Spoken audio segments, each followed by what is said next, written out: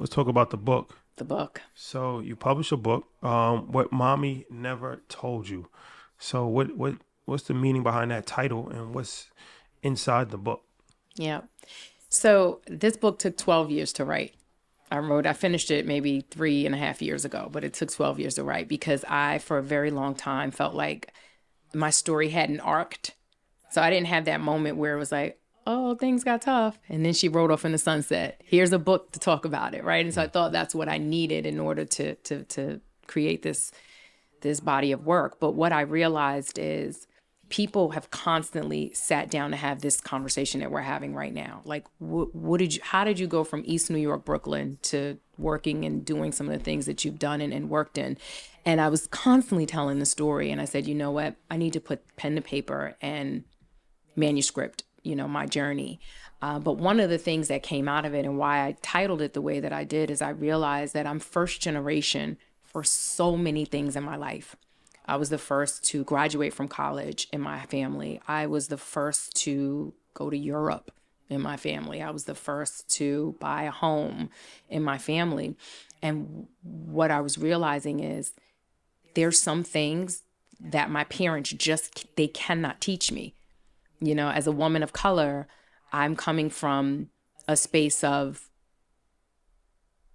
I won't say lack, but I had a late start. Just coming from East New York and where I've come from, we weren't we didn't inherit the knowledge that some of our contemporaries and counterparts perhaps are getting from their families and their grandfathers and their those sorts of experiences. And while my mother did teach me a ton, there were just a lot of lessons that I had to learn on my own. And so this book takes you through the manuscript of my life and the lessons that I learned along the way. So each chapter has at the end the Pittman's rules, and they're like the 10 to 20 things that I've learned about that specific topic. And it's everything from career and finance to relationships to self-motivation. So like one of the things, give us one example of what's in the book that you've learned. Well, something that your mother never told you. Some of the things that my mother never told me. I mean, there are tons of examples, but really understanding that, as a woman, it's important to have male mentorship as much as it is to have female mentorship. I was raised by really strong women, and I have a huge girl network. But when I moved into my career, most of my mentors have been men. So people like Keith Klingscales, as I mentioned, Steve Stout, early on in my career, was an amazing mentor that genuinely just wanted to pour into my professional talent and help me grow as a professional. Sean Combs, amazing mentor, and being unafraid to develop professional relationships with men is important for women as they continue to move through business. What's your advice for women navigating a male-dominated industry, which almost every industry is male-dominated? There's difficulties that come with it. Tremendous. You have to think about certain things that men don't have to think about. How to dress, right? Very important. How to carry yourself in certain environments. I had this conversation with a female, like, somebody invites you to dinner. It's awkward, right? It could be out to drinks. It can be awkward. What you wear, it could be awkward. Flirting. A variety of different things that you have to kind of navigate through the workplace, that there's really no set template or blueprint for it. And like I said, men don't have to worry about that, but women do. And it's like you're probably just one woman or two women and there's 10 men, right? So that's something that people don't really consider, but it's an issue. I've seen it firsthand. Absolutely. So what's your advice for that? That is a great question. There's a nuance to the level set that young women need to learn how to initiate very early on. I think men do it sometimes when men sort of alpha in the room and you set your position in a room full of men. You guys know what I'm talking about. You come into a room with 10 dudes, you're going to posture in a certain way so that your ranking is governed accordingly. Governed accordingly. Right? Well put. They're gonna, right? Well put, Ericka. So the same thing, and I know this from being trained by men, right? I was blessed to be trained by men throughout my career. And so there's a way of being as a woman to position yourself as a person of power, a person of respect, no nonsense, but still approachable. And that has worked for me up until a point. Until I got to a sort of apex point in my career, being very dominant in that way was powerful. But at a certain point, it worked against me. And I had to start seeking out female mentorship at the executive level because I had to bring back the softness. Because it was almost like I was competing with the men. Yeah. Exterior was too rough. It was too rough. And so I had to come into this balance of, oh, no. You see me, you see I'm grounded, you respect me, but this is not an alpha contest. Yeah. See, the alpha thing, I don't agree with the alpha thing. I don't like to consider myself an alpha male. I'm just a male. Yeah. So I think there's two ways that I've witnessed like people at the highest level conduct themselves. One in that manner, which is like very loud and kind of obnoxious, but you know that this person is a certain level of stature because it's like a mob boss, right? Like Johnny Gotti, like it's like when he walks in the room, like everybody kind of like fears him or has some level of respect for him. Yeah. So you could be extremely loud or you could be extremely quiet. Yeah. Like this guy, Jay. But he's like, still incredibly alpha. yeah, but I'm just because he's saying, quiet. but just his demeanor. Yeah. He's more of an introvert, quiet. I see that a lot. I see that actually more often, especially like the higher, like billionaires. Like they're usually very secluded Absolutely. and nonchalant, Guarded. and quiet. But let's make a distinction though, because that doesn't. So there's a few things around alpha. I literally mean in the canine sense of alpha, right? So from an animalistic standpoint, when a pack of dogs come together, there's a ranking order that naturally happens, No, right? for sure. So I didn't mean it in the alpha male standpoint. But I mean, and it's like, But then also, alphas are usually not loud in real life. but I think the term alpha is just confusing sometimes Yes, because yes. it's like It's and misused. I think like if that's really like I love Dame. He's actually a personal friend of mine. That's his personality, but his way of being, I think people try to emulate that. Mm-hmm. Like you know what I mean? Like and they try to like be loud and stern and da da da da. And I don't necessarily think that's the most beneficial way to communicate with people. Absolutely. But I see a lot of people that they think that way of acting or that way of communicating asserts themselves as the alpha and asserts themselves as the head. And but I think that's not. So I don't know. I just feel like the term alpha. Loudness does not equal power. So what does alpha equate to? Alpha is it's an anchoring. It's a knowing. It's an assuredness in your power to affect a situation. That's what alpha is. It's not necessarily how loud you are. It's your ability to influence at the highest level and make the decision that people are going to adhere to. And you don't have to do that with words. Yeah, a lot of nonverbal communication. Tons of nonverbal communication. Yeah. Like I just as a woman, like I'm not looking at the loudest guy in the room. I want to see the guy that's like, laid back and calm and poised and has it put together, and he's the one. Not this one over here jumping around doing cartwheels. It's like, Cartwheels. what Not that the clown guy was doing, popping but the that bottle guy of right champagne. there. Yeah. You brought up the word apex of your career, Yeah. height of your career. When I hear you speak, I can feel your energy. I feel like you're still in it. So I'm questioning, how are you seeing where you're at presently? Are you where you want to be? There's some more things that you need to check out because I feel like the apex hasn't hit yet. I agree. It hasn't, but I am ascending, right? And so I like to believe, you hit that peak and you try to ride that peak as long as you can. And maybe it might plateau a little bit and then you hope to hit another peak. So that's how I think about apex. And I do think though that there is a stage in your career. There are stages in your finances, right? Where you've arrived. And then how do you elevate and take it to the next level, right? So you can become a millionaire, that's great.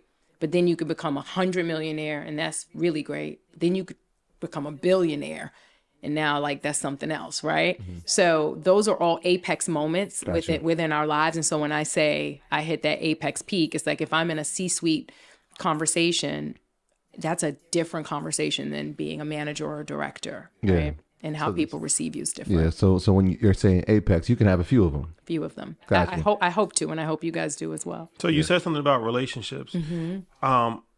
I'm interested to hear this because I used to be a financial advisor before I did this. And when I was a financial advisor, 70% of my clients were women, black women, and I learned something that there's a lot of black women that make a lot of money, like $500,000, $400,000 a year. They're like corporate diversity officers at Macy's and different things of that nature, and they're in their mid-30s, and they're single, and they've never had children. And I started to see a pattern, and I started to realize that this is my philosophy. There wasn't an equal counterpart a lot, right? Because it's like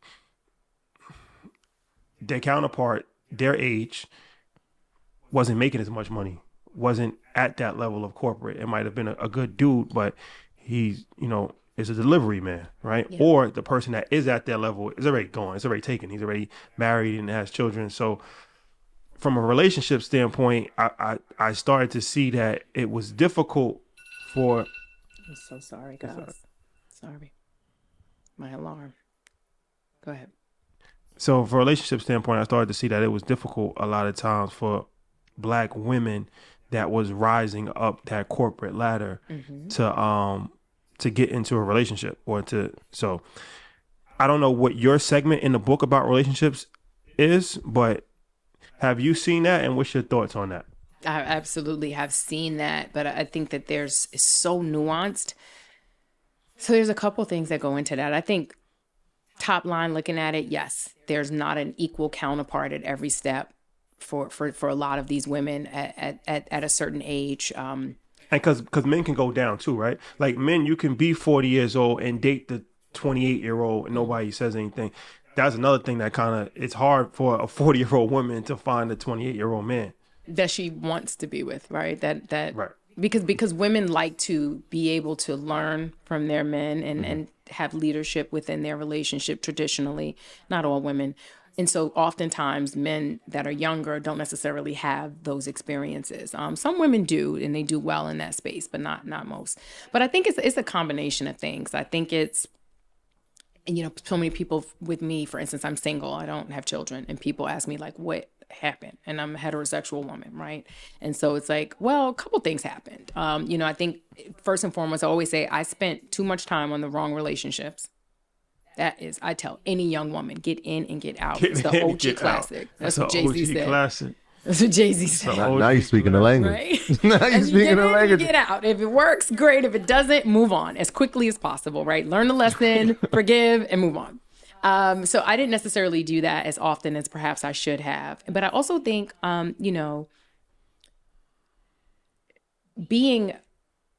creating a space to date and explore. Women that are driven in their careers, they don't have time, tend to forget about how intentional you need to be about dating. That's another thing. I'm glad you said that. They don't have time. They don't have time. They don't make time. They don't make the time. They don't make the time. They have the time. They don't make the time. They don't make it because it gets exhausting, right? When you're constantly coming up against the men that may not be equally yoked. Yeah. There's a list of priorities. Is that how we're prioritizing these things? Like this is more important than this right at this present time? Yeah. I had a friend that said to me, very, very, very good friend.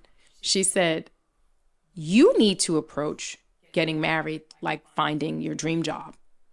The same way you would go and find interviews and have conversations. You need to find friends that have single friends. You need to be in spaces where there are single men, because of the type of man that you want to marry is very unique. So you're not going to just bump into him at a supermarket. You've got to be intentional. That's a fact. And I thought it was brilliant when she said it to me way too late, but she had, obviously expressed it. And I think the same thing happens in some of the situations that you mentioned. Just going back to my financial advisor days, I remember this guy was telling me, he told his daughter that, and he was like, what are you doing to find a husband? Like, you can't just wing it. You gotta actually treat this thing like you are, like you said, like you're trying to get a job. Like you gotta actually have a set plan, blueprint, events that I'm going to go to every single month. Because the places you're going to run into are so limited at this point. This isn't the days where I'm going to go to the library, or I might go to the theater, and I'm going to the art gallery. Like I'm in the club. Is this why we potentially see a lot of interracial couples at higher, like the vice president and different things of that nature? I think so. People tend to date within their industry or date in what they're most familiar with and around. And you know, unfortunately, I think that is the case. And I think there's a, I'm going to say something a little controversial, but I think that fundamentally Black youth is not as conditioned to marry automatically the way some other cultures are, That's right? a fact. That's not Other controversial. cultures, That's just a fact. It's like, Statistical show that. no, that's a fact. right? They know they have to get married. You don't really have a choice. There's no choice. You're going to get married. It may not be today. Or you get disowned. Right. That's a fact. Or it's going to be arranged for Or you. it's going to be arranged for you. Yeah. And it may not be today. It may not be in 5 years, but you're going to get married. They also know to be successful, particularly the men in those cultures, thank you, know that having a wife represents something way broader. It represents responsibility. It represents anchoring. Like you think about, have we ever had a single president? We've had a widowed president, but we've never had a single president ever. No. Right? So there's little things that go into Societal norms. norms around being married that don't necessarily exist automatically within our culture. So our young people don't know that we have to get married. Not that we have to, but that it would be beneficial for us to partner up and do some stuff together in that way. Yeah. I agree. So we're at a disadvantage initially with the mindset, but then we're so busy trying to do it by ourselves, we forget to reconnect with each other and do it together and find someone to do it together with. So, And while we're thinking about that, the time is passing every day that we don't. and you're more set in your ways, then your requirements get a little more intricate, and then it just You get more comfortable being by yourself. yes. Which just makes it harder for you to be in a relationship. And then there's always social media that can comfort you when you're by yourself. Poor Or things. Tinder. Oh God. Swipe left. Tinder swindler.